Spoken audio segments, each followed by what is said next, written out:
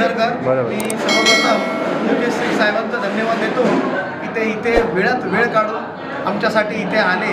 कारण लोकांच्या वेळोवेळी तक्रारी होत्या इथे काही ना काही प्रश्नांबद्दल. 30 प्रश्न इथे मांडलेले आहेत. हे प्रश्न पण मला वाटतं त्यांना कदाचित माहिती असून न माहिती असल्यासारखं करत होते.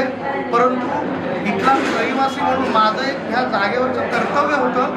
इथे मी कर्तव्य बजावलेलं आहे. याच्याशिवाय काही मोठं मी काम केलेलं नाही आहे. हे आहे फक्त आणि फक्त आपल्या विभागातल्या आणि आपल्या इथल्या लोकांच्या राहणाऱ्यांसाठी हे मी केलेलं आहे. म्हणून मी मुकेश सिंग साहेबांना इथे बोलवलं होतं आणि त्यांच्या मनातले आणि जे लिहून दिलेले प्रश्न त्याचं मुकेश सिंग साहेबांनी खूप चांगल्या प्रकारे प्रश्नाची उत्तरं दिलेली आहेत आणि खूप समाधानी होऊन गेले आहेत. त्याच्यावरती मला वाटतं सगळेजण विचार करतील की आपण नेमकं काय केलं पाहिजे आणि काय नाही केलं पाहिजे. या पद्धतीने माहिती अत्यंत